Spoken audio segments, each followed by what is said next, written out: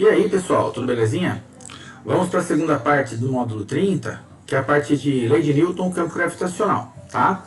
Então o que acontece, né? O Kepler, ele estabeleceu lá as leis de Kepler, né? A segunda lei que falava sobre a área varrida, a terceira lei falava da relação entre o período e o raio de translação, mas ele não sabia por que era desse jeito, ele não conseguia justificar.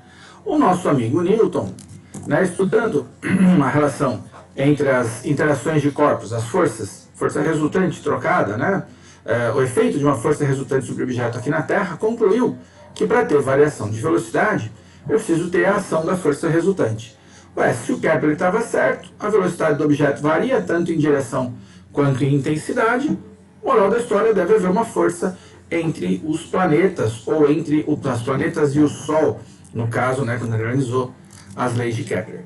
Beleza? E aí, então, se a gente tiver, por exemplo, aqui, ó, Terra e Lua, elas vão ter uma força de atração, elas se atraem, uma força que é proporcional ao produto das massas e inversamente proporcional ao quadrado da distância entre elas.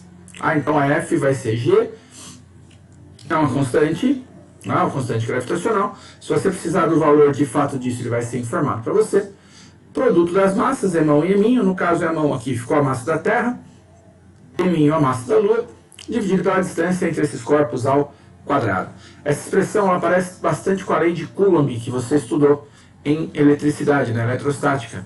A força, a intensidade da força entre duas partículas eletrizadas também é proporcional ao produto das cargas elétricas e inversamente proporcional ao quadrado da distância entre elas. Beleza? Bom, aqui a gente tem duas observações importantes, inclusive eu vou me tirar daqui, ó.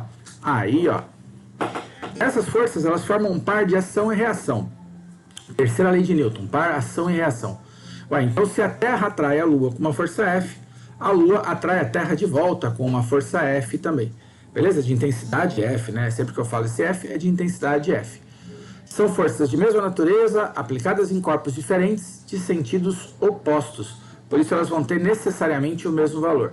Ah, professor, mas a Lua é menor do que a Terra, não tem problema. A força com a qual a Terra atrai a Lua é a mesma, tem a mesma intensidade do que a força com a qual a Lua atrai a Terra.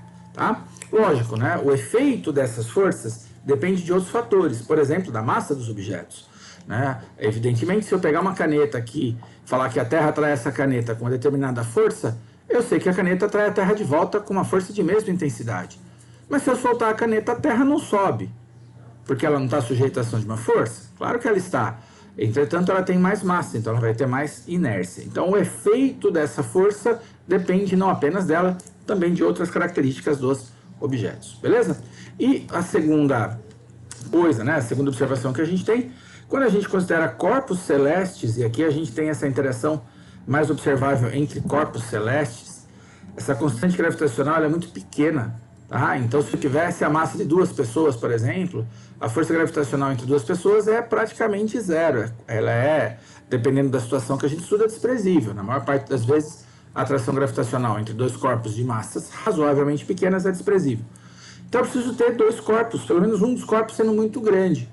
Quando a gente fala de dois corpos celestes, Terra e a Lua, que são corpos extensos, e aí a gente aproxima esses corpos para esferas, a distância que a gente vai ter é sempre medida entre os centros. Beleza?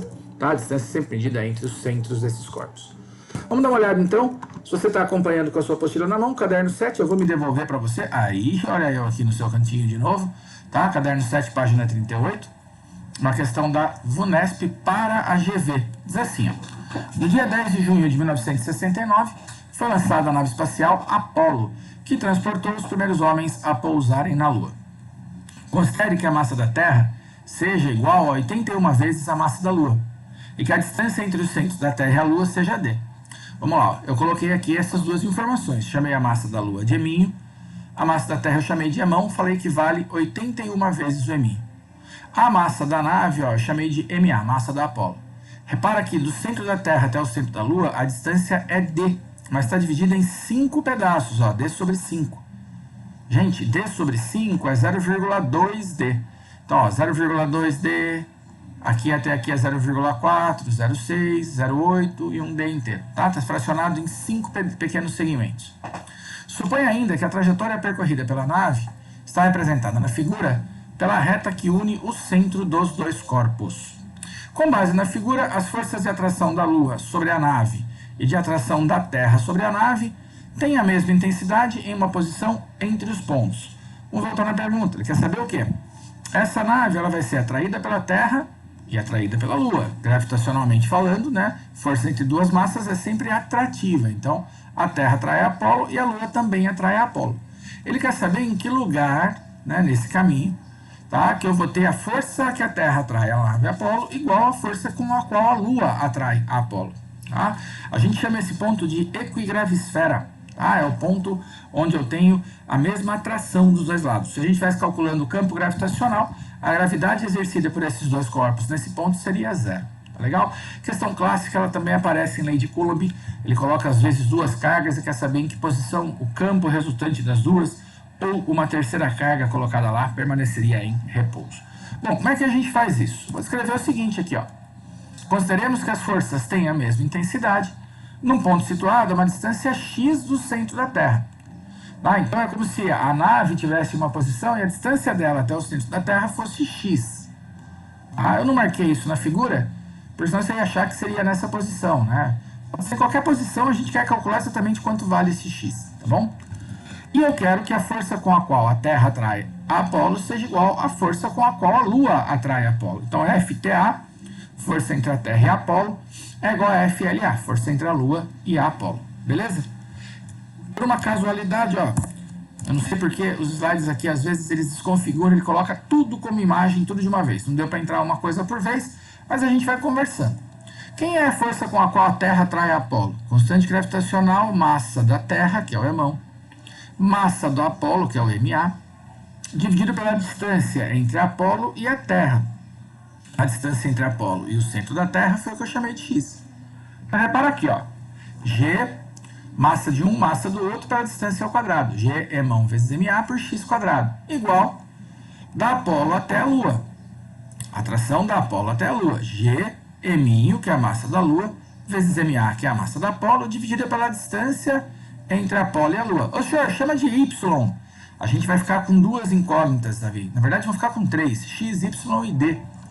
Como D faz parte da minha informação, eu sei que a distância entre Terra e a Lua, de centro a centro, é D, vale a pena escrever essa distância em função do D. Então pensa comigo, ó.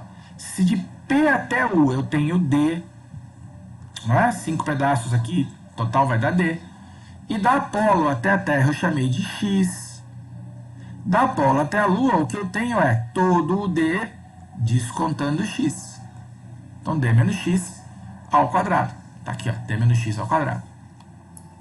O que é igual, a gente simplifica. Então, ó, G com G, MA com MA, ficou Emão sobre X quadrado, Eminho sobre D menos X ao quadrado. Emão é 81 vezes Eminho. O próprio texto informou isso pra gente. Então, 81 Eminho por X quadrado é igual a Eminho por D menos X ao quadrado. Olha o Eminho, ó. 81 sobre X quadrado é 1 sobre D menos X ao quadrado. Para resolver essa equação, você poderia abrir essa expressão aqui, ó, do quadrado da diferença, tá? D menos X ao quadrado. Eu só não acho que vale a pena. Porque, dá uma olhada, ó. 81, quadrado perfeito. X quadrado, quadrado perfeito. 1 também. E D menos X, quadrado perfeito. Se eu extrair a raiz de todo mundo aqui, e só usar os valores positivos, porque eu sei que esse X e esse D são distâncias, e aí um valor negativo para essa distância seria estranho, a minha questão dá certo. Tá? Se você estivesse fazendo isso em matemática, você provavelmente mataria a raiz negativa do seu problema. E isso não é bom. Mas aqui eu tenho certeza que o D só pode ser positivo, que o X também só pode ser positivo. Então, se eu extrair raiz de todo mundo aqui, ó, ia ficar 9 dividido por X igual a 1 dividido por D menos X. Multiplica em cruz. Ó, 9 vezes D menos X igual a 1 vezes X. Foi isso que eu fiz dessa passagem para essa. Tirei a raiz quadrada de todos e multipliquei em cruz. 1x é igual a 9 vezes D menos X. Distributiva, 1x igual a 9D menos 9x. O 9x vai somando, né? Vou somar por 9x. 1x mais 9x, 10x igual a 9D. Divide por 10. O x é igual a 0,9 vezes D. Me entender, gente? tá? Se a gente puder escrever o 0,9 em porcentagem, multiplica por 100%, seria 90%. Ou seja, tá? Mesma pergunta, pensando numa resposta diferente. O lugar onde as forças gravitacionais se equilibram é um ponto situado a 90% da distância total entre a Terra e a Lua. Evidente, distante da Terra, né? A gente pediu a partir do X. Então, 90% da distância aqui, tá? Pega a distância D. Distante aqui, 90% dela é o ponto onde eu vou ter as forças se equilibrando. Para responder a questão, lembra, ó, cada D sobre 5 é 0,2 D, 1/5 é 0,2. Então, daqui até aqui eu tenho do P até o Q 0,2, do P até o R 0,4, 0,6, 0,8, ó, até o ponto T eu tenho 0,8 D de distância. Se o meu ponto está 0,9 D, ele está entre T e U, tá? O ponto está entre T e U. Ô, senhor, não entendi ainda isso que você fez, ó. Cada D sobre 5 é 0,2. Então, de P até T, eu tenho 4 vezes 0,2. Tem 0,8 D. E o ponto que a gente está estudando é 0,9. Então, ele está bem entre aqui, ó, bem no meio, entre o T e o U. Beleza? Então, a questão, a resolução dela aqui, ó, clássica. Você precisa saber disso. Você vai usar isso também na eletrostática, tá? Mas a forma de responder, a gente tinha essa sacadinha, né, de que eu estava falando dessa distância, né, uma posição entre T e U. Beleza? Campo gravitacional, vamos falar um pouquinho disso aqui. O que é o campo gravitacional? É a gravidade, aquilo que a gente chama de gravidade. Eu vim aqui, ó, e fiz a demonstração para você de como que a gente calcula a gravidade, tá? Como é que a gente determina a gravidade, caso a gente não lembre dela. Se eu pegar um ponto, né, qualquer aqui, e colocar um corpo de massa m lá, esse corpo de massa m a uma distância da Terra, ou da Lua, ou de qualquer outro corpo celeste, fica submetido a uma força que a gente costuma chamar de peso. Gente, só que esse peso também é a força gravitacional. Ai, senhor, por que o peso é a força gravitacional? É mais fácil fazer mg do que g é mão m sobre r ao quadrado. Você tem razão. Por que a gente fala que é mg?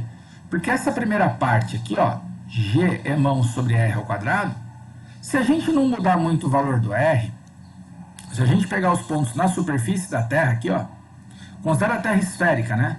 Todos os pontos na superfície estão à mesma distância do centro. Esse pedaço inicial aqui dá sempre a mesma coisa. O G é uma constante, o M é a massa da Terra e esse R seria o raio da Terra. Quando você aplica isso aqui, ó, para a Terra, o resultado é aproximadamente 10. Ué, então é mais fácil a gente falar, tá vendo? Ó? Se eu não me afastar muito da Terra, o peso do objeto é massa vezes 10. O G é 10, a gente sabe que é mais ou menos isso. Entretanto, na prática, o G só é 10 se a gente estiver próximo ou na superfície.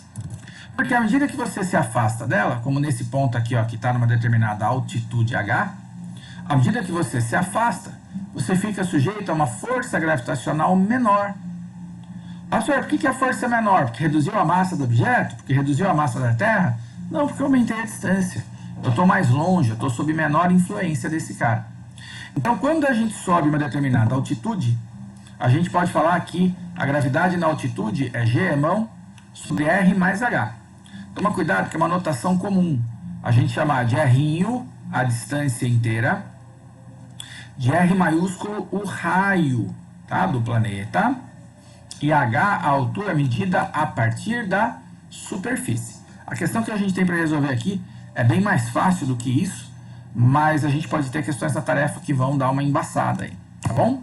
Ó, se eu estivesse falando de um ponto na superfície do planeta, deixa eu tirar meu rosto de novo daí. Na superfície do planeta, essa distância é o próprio arrão. Senhor, por quê? Se está na superfície, a altitude é 0. As três expressões aqui, elas são a mesma coisa. Pensa com calma depois. Olha para isso aqui com uma certa calma e veja que é sempre a mesma coisa. É G vezes a massa de quem está produzindo a gravidade dividido pela distância ao quadrado. Ó, senhor, quem que é a distância? Ué, pode ser um R', se você souber o valor. Se ele te falar o raio do planeta mais a altitude, ou somos 2. Se for na superfície do planeta, é o próprio raio dele, tá? Então aqui você tem toda a referência. Olha para isso aqui com certo cuidado. Muitas vezes o interesse da gente é saber como que é o campo gravitacional na superfície de planetas distintos. Então é o que aparece na questão 4 do seu caderno 7, na página 38. Uma questão lá do Einstein, que fala assim: a NASA anunciou para 2026 o início de uma missão muito esperada para explorar Titã, a maior linha de Saturno, a missão Dragonfly. Titã é a única lua do sistema solar que possui uma atmosfera significativa, onde haveria condições teóricas de geração de formas rudimentares de vida.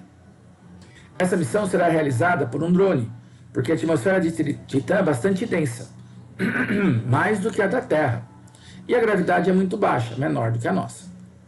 Aí tem a referência de onde é o texto, e aí você tem uma comparação. Ó. Sendo MT e ML massas de Titã e da Lua, respectivamente, e DT e DL os diâmetros de Titã e da Lua, respectivamente. Está aqui o desenho dos dois. Considere MT igual a 1,8 vezes ML, quer dizer, a massa de Titã 1,8 vezes a massa da Lua, da nossa Lua. E o diâmetro de Titã 1,5 vezes o diâmetro da Lua. Pessoal, o diâmetro é na mesma proporção do raio, né? Então o raio de Titã é 1,5 vezes maior que o raio da Lua, tá? Diâmetro e raio têm a mesma proporção. Considere que esses dois satélites naturais sejam perfeitamente esféricos. Adotando-se a aceleração da gravidade na superfície da Lua com módulo 1,6 metros por segundo ao quadrado, o módulo da aceleração da gravidade na superfície de Titã é aproximadamente. Então vamos lá. Como é que a gente determina a gravidade? Bom, a gravidade depende de 3 coisas.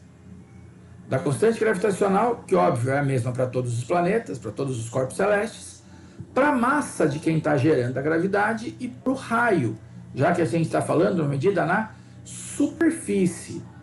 Como a medida é sempre até o centro da Terra, se eu estou na superfície do planeta, essa distância é o raio. Então, G em Titã, Gzão MT sobre RT quadrado. O G em Titã vai dar Gzão vezes massa de Titã. Ele me disse, ó, é 1,8 vezes a massa da Lua. Dividido pelo raio de Titã. O raio de Titã é 1,5 vezes o raio da Lua. Tá? Ô senhor, aqui está diâmetro, eu sei, mas ó, o que é o diâmetro? Né? 2 vezes RT? E aqui 2 vezes RL, corto 2 com 2, proporção de raio e de diâmetro são iguais. Tá? Então, por 1,5 vezes RL ao quadrado. Ó, o G de Titã vai dar 1,8 Gzão ML dividido por 1,5 ao quadrado, 2,25 RL quadrado. Poxa, se eu soubesse quanto vale esse G, o ML e o RL quadrado, eu matava a questão. Se ele tivesse me dado valores numéricos para esses caras, para essas variáveis, eu matava a questão. Ele não me deu. O que ele deu para a gente? A gravidade na superfície da Lua. Então eu posso tentar tirar esses valores que se referem à Lua a partir daqui, ó. A gravidade na superfície da Lua é G, massa da Lua, raio da Lua ao quadrado. Como esse cara eu sei que é 1,6, 1,6 vai ser Gzão ML sobre RL ao quadrado. Dá uma olhada aqui, ó, Gzão ML sobre RL ao quadrado. Se eu grifasse esse pedaço aqui, ó, de GML sobre R ao quadrado, isso valeria 1,6. Ó, então o que eu fiz? 1,8 por 2,25, dividi, dá 0,8. O que sobrava era a parte de letras aqui, ó, GML sobre RL ao quadrado, que é 1,6. Então 0,8, a divisão desses dois números, vezes a parte literal, que é 1,6. O G em Titã é 0,8 vezes 1,6. Dá 1,28 metros por segundo ao quadrado. Aproximadamente 1,3. Beleza? Deixa eu voltar aqui para você. Aí, ó, tá? Bom, o que acontece? Essas questões também são comuns e também aparecem em eletricidade, tá? O cara troca o valor da distância, troca o raio, troca a carga, aparece, né, esse tipo de situação. E são comuns de fazer. É um tipo de um sistema que você tem que montar. Beleza? Sugiro que você resolva a tarefa desse assunto, tá? Pode ser que apareça para você alguma coisa a respeito de órbitas circulares, órbitas de satélites. Para você resolver aí, você vai ter que aplicar um pouquinho de resultante centrípeta, que também é assunto que você viu na frente 1, tá? Precisando, você me escreve e eu te ajudo aí a tirar suas dúvidas. Falou? Juízo, pessoal, tá? Bons estudos para todos aí.